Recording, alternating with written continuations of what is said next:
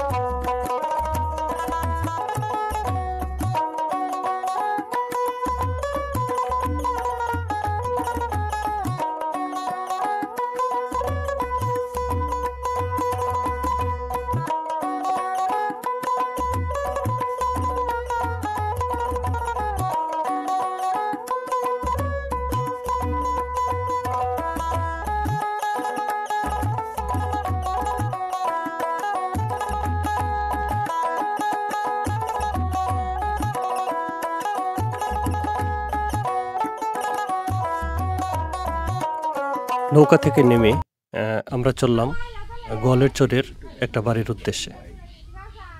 প্রথমে আমাদের সামনে যে ঘরটি চোখে পড়ল, সে ঘরটা অত্যন্ত জরাজীর্ণ অবস্থা। আমরা একটু ভিতরে দেখতে চাচ্ছি।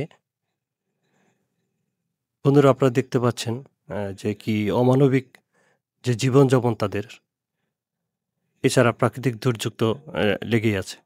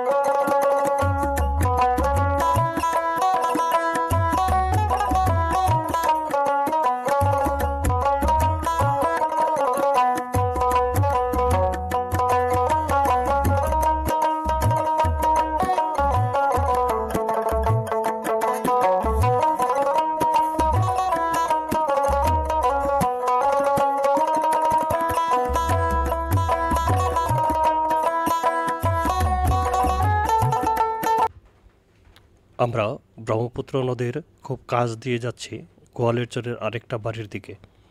ব্রহ্মপুত্র নদীর দুই পারে সুন্দর দৃশ্য আমাকে বিমোহিত করেছে। এই সুন্দর দৃশ্যের বিপরীতে আছে এক অতি দুঃখ দুর্দশার চিত্র। এক মুহূর্তেই বিলীন হতে পারে বাড়ি, জমিজমা, গাছপালা সহ বসতভিটা।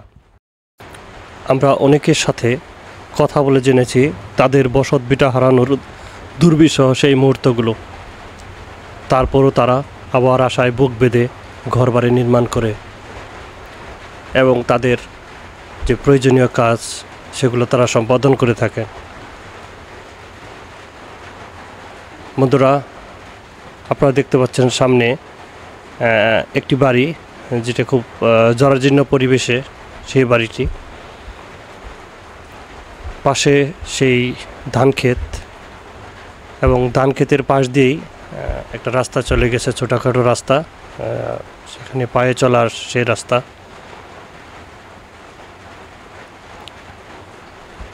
আমরা যাচ্ছি আরেকটা বাড়ির উদ্দেশ্যে, সেখানে যে তাদেরকে জানার চেষ্টা করব তাদের জীবন হালচাল বা সামগ্রিক বিষয়াদিগুলো। আমরা সামনে যেতেই আমাদের চোখে পড়ল কিছু লোক, তারা ধান গাছ বা চারা গাছ, যেটা আমাদের এলাকায় জ্বালা বলে থাকে, সেটা উঠাচ্ছে। আমরা আরেকটি বিষয় দেখে একটু আশ্চর্যিত হলাম যে পুরুষের পাশাপাশি নারীরাও এখানে কাজে সহযোগিতা করছে। এগুলা কি ধানের জ্বালা? এই হলো 28 ধানের জ্বালা, 28 28। 28। চলেন ধান তো ভালোই হয় মনে হয় না চরে? মোটামুটি ভালোই হয়। আপনিও কি এই ধানের পরে ভুট্টা লাগাবেন? ভুট্টা লাগাবো, সেদিন 28 আগাবো, সেদিন 28 আগে যাবো। ও, এটা আগাম আসবো, এই জন্য হচ্ছে 28টা লাগাইতেছেন আর কি। ভুট্টাটা তাড়াতাড়ি লাগানো হবে। হ্যাঁ হ্যাঁ। আপনাদের দুইজনের সম্পর্ক কি? স্বামী স্ত্রী? হ্যাঁ, স্বামী স্ত্রী মিলে হচ্ছে কাজ করতেছে, এটা খুবই ভালো যে সংসারের কাজ দুজন মিলে করতেছেন। এটা মানে মাশাআল্লাহ অনেক ভালো একটা কাজ।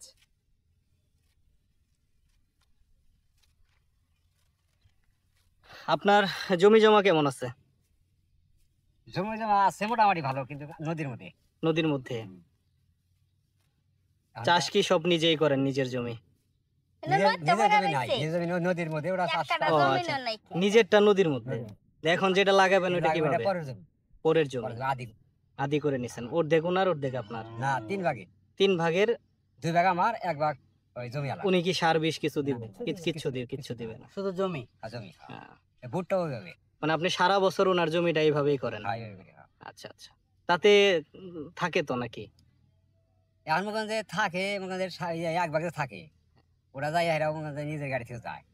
এখানে করি 2টা গরু পালি, গরু খেয়াল লিখে। আচ্ছা আচ্ছা আচ্ছা, বুঝতে পারছি। কাকি, কেমন আছেন এই চরে বলেন? সবকিছু মিলায় কেমন আছেন এই চরে? আল্লাহ ভালোই চালাইতেছে। আচ্ছা, ছেলে মেয়ে কয়জন? ছেলে মেয়ে 2জন। 2জন? কি এখানেই থাকে নাকি? না, পোলার মাস্টার কোন বাইতে ছিল।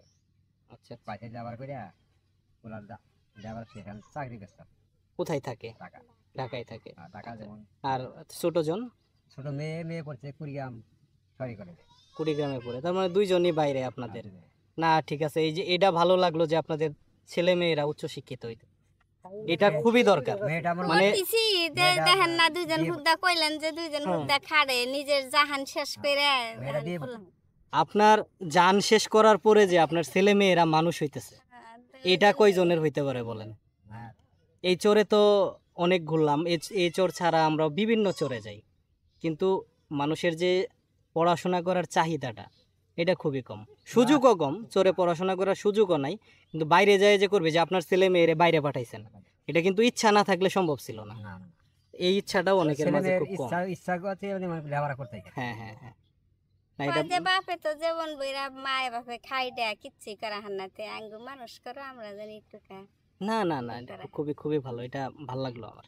ঠিক আছে, তাহলে ভালো থাকবেন আপনারা। সালাম।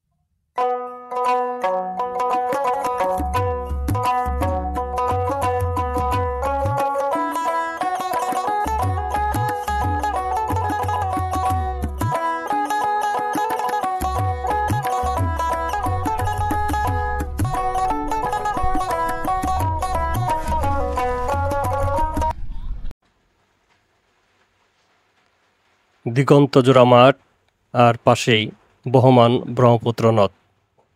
এর পারেই বাঁধা আছে সারি সারি নৌকা। এগুলো অবশ্য ইঞ্জিন চালিত নৌকা, কিছু হলো যাত্রীবাহী এবং কিছু মালবাহী নৌকা। হয়তো দূরের কোনো জায়গা থেকে এগুলা এসে এখানে অবস্থান করছে, হয়তো কিছুক্ষণ পরে এগুলো আবার চলে যাবে দূর কোনো ঘাটের উদ্দেশ্যে। বন্ধুরা, আমরা সামনে অনেকগুলো মহিষ দেখতে পাচ্ছি। চরের কৃষিকাজের পাশাপাশি কিন্তু এখানে গবাদি পশুর প্রচুর পরিমাণে পালন করে থাকেন এবং এগুলা তাদের আয়ের একটা উৎস। একদিকে মাছও এখানকার একটা জীবিকার উৎস। আমরা সামনে দেখতে পাচ্ছি একজন ভাইকে, সে মাছ ধরছে। দেখা যাচ্ছে এবার সে জাল তুললো।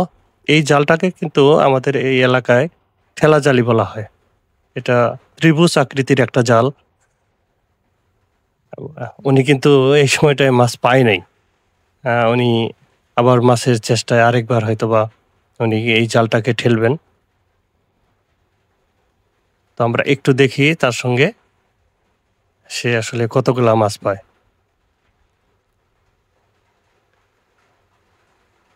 বন্ধুরা, এই খরস্রোতা ব্রহ্মপুত্র নদ কিন্তু প্রচুর পরিমাণে একসময় স্রোত বহন করত। বন্ধুরা, আবার কিন্তু উনি জাল তুললেন, এবার কিন্তু মাছ পেয়েছেন।